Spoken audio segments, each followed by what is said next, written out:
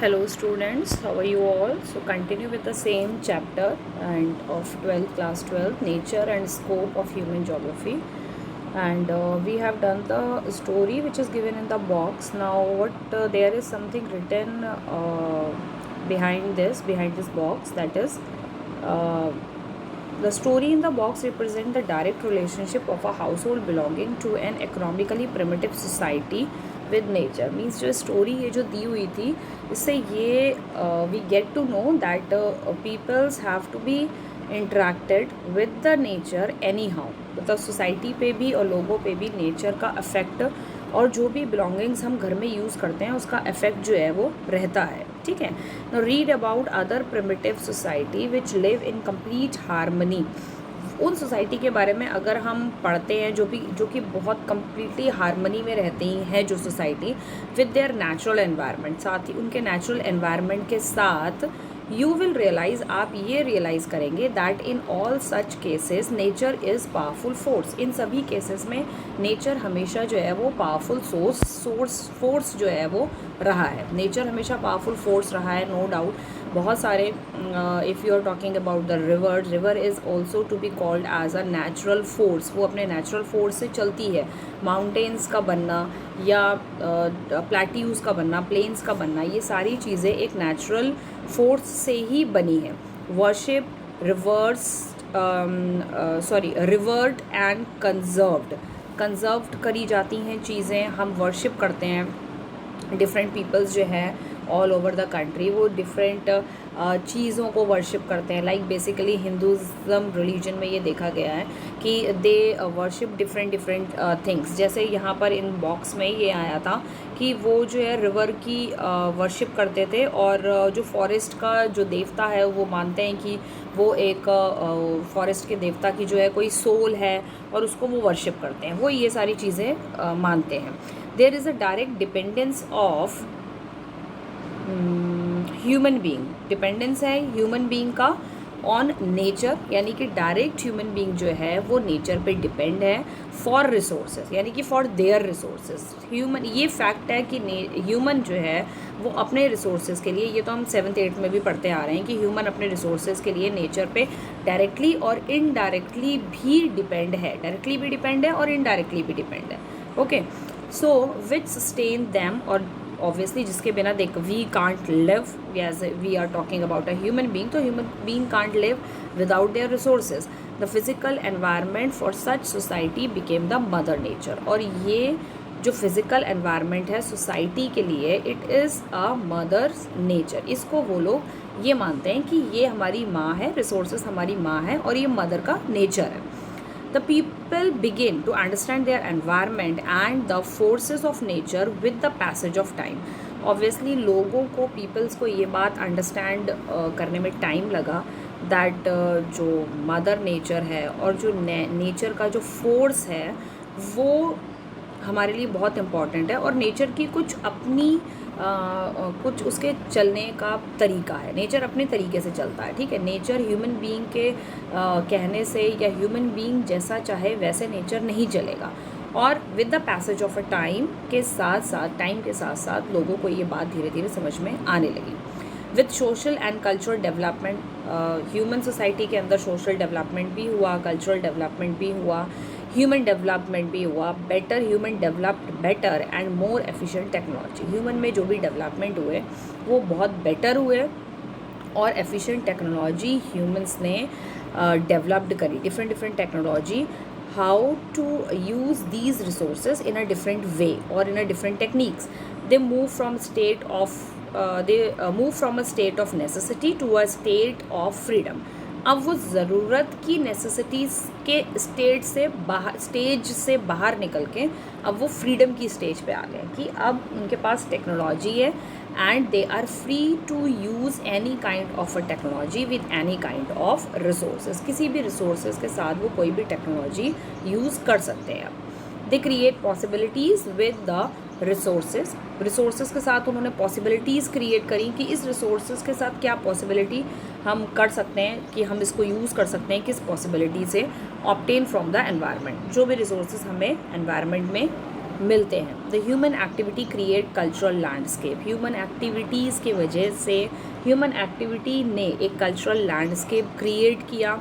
The imprint of human activities are created everywhere, और human जो भी एक्टिविटीज़ करता है उसकी जो छाप है, इम्प्रिंट मीन्स छाप, जो उसका प्रिंट है वो हर जगह ह्यूमन छोड़ता चला गया। ठीक है, आगे आगे बढ़ते चले गए कि यहाँ पर ये टेक्नोलॉजी यूज़ करी ह्यूमन ने, यहाँ पर ये टेक्नोलॉजी यूज़ करी, डिफरेंट टेक्नोलॉजी यूज़ करी, तो उस पे वो जो है ह्यूमन जो है अपनी जो कहते हैं जो छाप है वो डिफरेंट प्लेसेस पे छोड़ता गया। ठीक है, imprint of a human activities are created everywhere, health resorts on highland, obviously health resorts बनाए उन्होंने हाईलैंड्स पे, ह्यूज अर्बन स्प्रॉल्स बनाए उन्होंने। ठीक है, अर्बन एरिया में डिफरेंट हाउसेस बनाए, फील्ड्स बनाई, ऑर्चर्ड्स बनाए, पैस्चर्स एंड प्लेन्स बनाए, and rolling hills, pots on the coast, coast पे उन्होंने पोर्ट्स वगैरह बनाए, सॉरी पॉट नहीं पोर्ट्स, पोर्ट्स बनाए।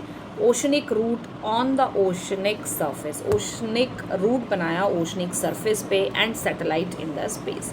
तो ये जो है आपके ये ह्यूमन के वर्क है, ये ह्यूमन टेक्नोलॉजी के वर्क्स हैं जो ह्यूमन करता चला गया, आगे बढ़ता चला गया, move on and do the and leave their imprints, whatever the technology they are using, they leave their imprints, that the coming generation get to know that what the technology is used by human being with the help of the natural resources, with the help of the natural resources.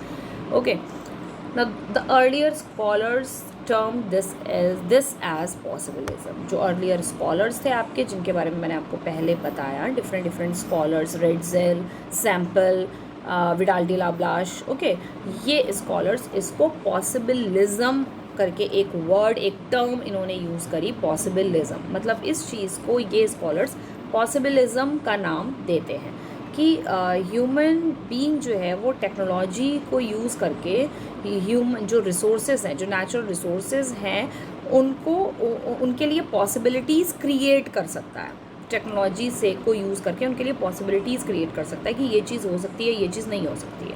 ठीक है, nature provide opportunities and human being make use of these, nature जो है opportunity देता है, अब उसे use कैसे करना है that is depend on human being.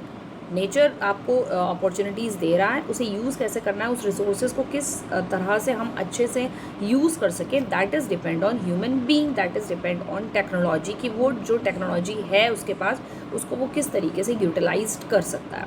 And slowly nature get humanized and start bearing the imprints of human endeavour, और स्लोली नेचर जो है वो ह्यूमनाइज्ड होता चला गया। जैसे एक जगह कहा गया है कि नेचुरलाइज्ड हो गया, नेचर जो था वो नेचुरलाइज था, मतलब अब तक नेचर जो था जैसा है वैसा था, बट अब जो है नेचर ह्यूमनाइज्ड हो गया। नेचर ह्यूमनाइज्ड कैसे हो गया कि नेचर को ह्यूमंस जो हैं अपनी टेक्नोलॉजी से यूज़ कर रहे हैं, तो इट मीन्स नेचर जो है वो ह्यूमनाइज्ड हो गया, एंड ह्यूमंस जो है वो अपने वर्क जो भी वो कर रहे हैं, जो भी वो टेक्नोलॉजी यूज़ कर रहे हैं, उसके जो इम्प्रिंट्स हैं वो छोड़ते जा रहे हैं डिफरेंट प्लेसेस पे। Next is humanisation of nature, nature का ह्यूमनाइजेशन कैसे होना है।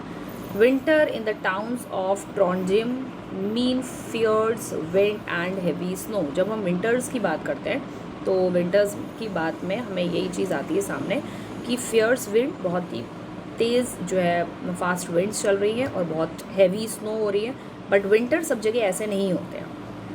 Nature is different in every places, nature react differently in different places, okay. तो that is why winters basically, जब अगर हम बोलते हैं विंटर्स तो एवरीबडीज़ के माइंड में यही रहता है कि when we are talking about winters तो it means a fierce winds and a heavy snow, but it's not the same everywhere. The sky are dark for months, sky dark रहता है months तक, यानी कि सनलाइट नहीं होती है winters में, ज़्यादा हमें नहीं मिलती है। Kari drives to work in the dark at AM, Kari is a name of a place, जो करी यहाँ दिया हुआ है, sorry name of a person, और वो जो है ड्राइव करता हुआ जा रहा है बहुत डार्क में, 8 AM हुआ है लेकिन डार्क है, ठीक है। She has special tyres for a winters, तो उसने लड़की, वो करी जो है नेम ऑफ अ पर्सन, लड़की का नाम है, एंड उसने विंटर्स के लिए अपने जो कार है उसमें स्पेशल टायर्स लगाए हुए हैं। And keep the headlight of a powerful car switched on, और उसने अपनी कार की हेडलाइट जो है ऑन करी हुई है, पावरफुल हेडलाइट है उसकी कार की, क्योंकि विंटर्स है, 8 AM तक भी धूप नहीं, कई बार प्लेन्स में भी नहीं मिलती है, ठीक है, ऑब्वियसली प्लेन्स में ही नहीं मिलती है। हर office is artificially heated at a comfortable 23 degree Celsius, बाहर का टेम्परेचर बहुत ज़्यादा लो हो रखा है, तो उसका ऑफिस जो है वो आर्टिफिशियली उसको हीटअप किया गया है, like room heater and blower and all that. The campus of the university she work is in built under a huge glass dome, और जो कैंपस है उसकी यूनिवर्सिटी का जहाँ वेयर शी वर्क्स, वो बहुत ही जो ग्लास डोम से जो है बना हुआ है, बहुत बड़े बड़े huge glass dome, that is why it is written over here. ना this dome keep the snow out in winter, ये जो डोम है ये स्नो को जो है विंटर्स के टाइम पे स्नो को आउट बाहर रखता है, अंदर नहीं आने देता है, ठंड अंदर नहीं आने देता है। And let in the shine in the summer, और समर्स में शाइन करते हैं ये जो ग्लास लगे हुए हैं। Temperature is controlled carefully, temperature controlled है carefully, and there is adequate lightning, अच्छी लाइटनिंग आ रही है उसके कैंपस के अंदर। Even though fresh vegetable and plant don't grow in such harsh well, लेकिन इसके बावजूद भी जो है जो फ्रेश वेजिटेबल्स हैं, प्लांट्स हैं, वो इतनी सिवियर जो विंटर्स हैं उसमें ग्रो नहीं कर पाते हैं। Kari keeps an orchid on her desk, उसने अपने डेस्क पे एक ऑर्चिड रखा हुआ है, okay, and enjoy eating tropical fruits like banana and kiwi, और वो बनाना और कीवी जो है एन्जॉय कर रही है। These are flown in from warmers area regularly, तो बेसिकली जो वार्मर एरिया होते हैं ये वहाँ पर ज़्यादा ग्रो हो जाते हैं। With the click of the mouse Carrie can network with the colleagues in New Delhi, और देयर इज़ अ माउस, उसका फ़ोटो क्लिक हो रहा है, and she is talking with her colleagues in New Delhi, कुछ नेटवर्क यानी इंटरनेट के through she is talking, and she frequently takes a morning flight to London, और frequently वो मॉर्निंग की फ़्लाइट लेती थी लंदन से, and return in the evening in time, और इवनिंग में टाइमली वो रिटर्न होती थी to watch her favourite television serial, और अपना फेवरेट टेलीविज़न सीरियल देखती थी। दो करी इज़ 58 ईयर ओल्ड, करी जो है वो 58 ईयर ओल्ड लेडी हैं, एंड शी इज़ फिटर, बहुत फिट रहती हैं, एंड लुक्स यंगर, बहुत यंग दिखती हैं, then many 30 year old in other part of the world, means उन सभी 30 ईयर ओल्ड जो लेडीज़ हैं या गर्ल्स हैं इन other part of the world, different part of the world में, उनसे वो काफ़ी यंग लगती हैं, but she is a 58 year old lady, लेकिन वो उन लोगों से काफ़ी यंग दिखती है, ठीक है। तो that is because of the nature, because of food habits, because of doing regular exercises. These are some of the things which affect the human being, and also the most important is the natural thing, the resources, and many things which affect our life, which affect our body also, okay. So ये यहाँ तक है, and then next we are going through, can you imagine what has made such a life style possible. अभी यहाँ पे इन्होंने they are asking some questions कि if you can imagine कि इस तरीके की लाइफ क्या पॉसिबल हो सकती है। Now it is technology that has allowed the people Trondheim and other to overcome the constraints imposed by nature. तो this is means here he is they are saying कि दिस इज़ अ टेक्नोलॉजी जो human beings को ये सारी चीज़ें करने में उनका हेल्प करती है और पॉसिबल बनाती है, बहुत सारी चीज़ें पॉसिबल बनाता है नेचर कि ये चीज़ टेक्नोलॉजी पॉसिबल बना देती है बहुत सारे नेचुरल चीज़ों को, ठीक है। Do you know about some other such instant, इस तरीके के आप किसी और इंस्टेंट्स को अगर जानते हैं। Such example are not difficult to find, तो इस तरीके के एग्जाम्पल मिलना मुश्किल नहीं है, एंड नो डाउट इस तरीके के एग्जाम्पल मिलना मुश्किल नहीं है। अ जोग्राफर, देयर इज़ हम एक जोग्राफर की बात करेंगे, Griffith Taylor introduce another concept which reflect a middle path, इन्होंने एक मिडिल पाथ दिया है, इस कॉन्सेप्ट को लेकर एक इन्होंने मिडिल पाथ दिया है, मध्यम मार्ग जिसे कहा गया है, between the two idea of environmental determinism and possibilism. ठीक है, एनवायरमेंटल डिटर्मिनिज्म हमने पहले पढ़ा था, एनवायरमेंट मतलब जो नेचुरल चीज़ें उसे वैसे ही एक्सेप्ट करना होना, उसे टेक्नोलॉजी के साथ चेंज नहीं करी है। पॉसिबिलिज्म जो टेक्नोलॉजी के साथ ह्यूमन ने चीज़ें पॉसिबल करी हैं। ठीक है, तो इन्होंने इन दोनों के बीच में एक न्यू आइडिया दिया हुआ है, he termed it as new determinism. इन्होंने एक नया टर्म दिया न्यू डिटर्मिनिज्म, क्योंकि ये एनवायरमेंटल डिटर्मिनिज्म और पॉसिबिलिज्म के दोनों के फेवर में नहीं थे, और स्टॉप और गो डिटर्मिनिज्म, एक तो न्यू डिटर्मिनिज्म या फिर स्टॉप और go determinism. Those of you who live in cities and those who have visited a city, जो कि सिटीज़ में रह रहे हैं या जिन्होंने सिटी विजिट किया है, might have seen the traffic is regulated by light on the cross roads. The means basically you people know that जो सिटीज़ में क्या होता है, जो ट्रैफिक होता है, जब red light, yellow light, green light होता है तभी मूव करता है। Okay, red light means to stop, amber light provide a gap between red and green light to get set, यानी ग्रीन लाइट की भाई जो है अब रेडी हो जाइए, and green light means go. जब भी ग्रीन लाइट जलेगी, रेड और ग्रीन जलेगी means you have to be ready, green जलेगी now you can go. The concept show that neither is there a situation of absolute necessity, मतलब यहाँ पर ये सिचुएशन शो करी गई है कि एब्सोलूट नेसेसिटी भी नहीं है, इतनी ज़रूरत नहीं है, एनवायरमेंटल डिटर्मिनिज्म हो गया। ठीक है, nor is there a condition of absolute freedom, इतनी फ्रीडम भी नहीं देनी है, मतलब जो लोग वहाँ पे खड़े हैं उनको इतनी फ्रीडम भी नहीं देनी है, वो हो गया आपका possibilism. It means that the human being can conquer nature by obeying it. इसका मतलब है कि ह्यूमन बीइंग जो है नेचर पे कॉन्कर कर सकता है बाई ऑबेइंग इट, कि उसको ऑबे करके, नेचर को फॉलो करके उसके ऊपर कॉन्कर कर सकता है। They have to respond to the red signal, red signal पे ह्यूमन बीइंग को रिस्पॉन्ड करना है, and can proceed in their pursuit of development, और तब प्रोसीड करना है जब वहाँ पर रेड, ग्रीन या येलो लाइट ऑन होएगी। Development when nature permits the modification, जब नेचर आपको परमिट करेगा, can proceed in their pursuit of development when nature permit the modification, जब मतलब मॉडिफिकेशन आप टेक्नोलॉजी से मॉडिफिकेशन तब करिए, यहाँ पर ये कह रहे हैं कि जब नेचर आपको परमिट करे तब आप टेक्नोलॉजी से मॉडिफाई करिए चीज़ों को।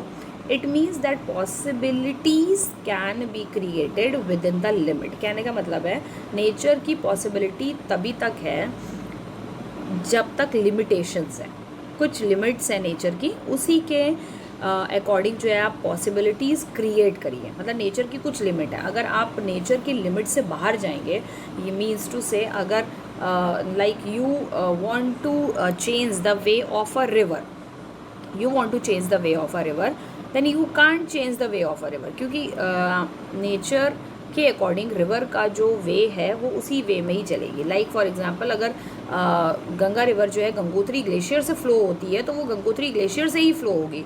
अब इतना हम नेचर में वो लिमिट्स हैं, ह्यूमन बीइंग इतना चेंजेस नहीं कर सकता है कि हम गंगोत्री ग्लेशियर की बजाय उसे किसी और ग्लेशियर से फ़्लो करवा लें, ये इतना पॉसिबिलिटी नहीं है। जहाँ पे पॉसिबिलिटीज़ है वहाँ पर हम कर सकते हैं, लेकिन यहाँ पर ग्रिफिथ टेलर का कहना है कि जब नेचर आपको परमिट करे तब आप टेक्नोलॉजी को यूज़ करें। He is saying in that way, it means that possibilities can create with in the limits which do not damage the environment. यही कहने का मतलब है जो कि एनवायरनमेंट को डैमेज ना करे। जब नेचर आपको परमिट करे तब आप अपनी टेक्नोलॉजी यूज़ करके किसी भी तरीके के चेंजेस नेचर में करें। And there is no free run without accident, और ऑब्वियसली कोई भी ऐसी चीज़ हम चेंज करते हैं नेचर में तो ऐसा नहीं है कि उसमें कुछ गड़बड़ ना हो, कुछ ना कुछ गड़बड़ ज़रूर होएगी, थोड़ी या ज़्यादा।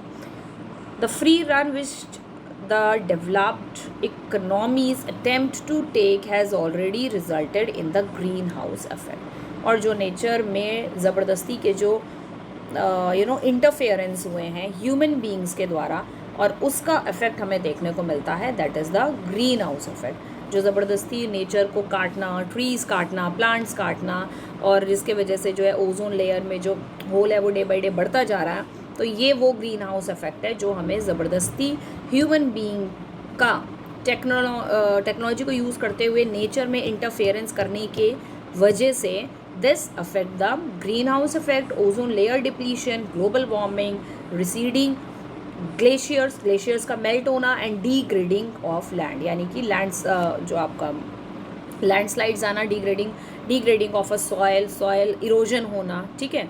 And the new determinism conceptually attempts to bring a balance nullifying the either or dichotomy, यानी कि जो न्यू डिटर्मिनिज्म का जो कॉन्सेप्ट है वो ये कहता है कि you don't have to interference in the nature's work, ज़बरदस्ती का नेचर्स के काम में इंटरफेरेंस नहीं करना है.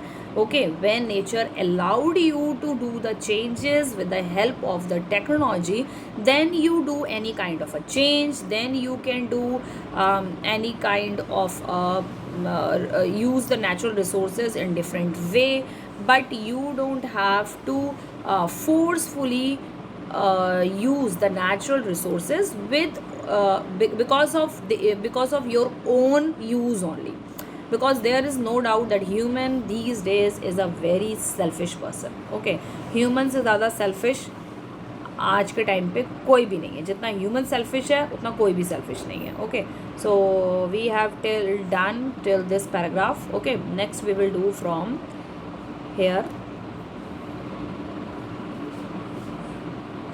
human geography through the corridors of the time. This dynamist. Okay, so we have done this one left hand side. Next we will done the right hand side. So human being is used many of the things given by nature without thinking anything. Means human को क्या करना है, बस use करनी है चीज़ें. वो ये नहीं सोचता है कि इसका क्या बैड इफ़ेक्ट्स हो सकते हैं. नेचर के साथ साथ ह्यूमंस पर भी ऐसी बहुत सारी चीज़ें हैं जिनके बैड इफ़ेक्ट्स होते हैं. ठीक है, like the most important is the cutting of the trees. ठीक है, लाइक अब भाई घर के सामने पेड़ हैं और भाई उसे काटना शुरू कर दिया है, बाद में देखी जाएगी जो होगा. So that is not done, this is not done. Okay, so new determinism basically a concept कि नेचर जैसा है we have to use in the same way, but when nature's allows you to do the changes, then do the changes. Forcefully ज़बरदस्ती nature को destroy करना, nature में interference करना, natural resources को ख़त्म करना, that is not good for the nature. This is the concept of human geography, nature and scope, and human being with the relation with the nature. Okay, so thank you everyone till today, till here. Bye bye.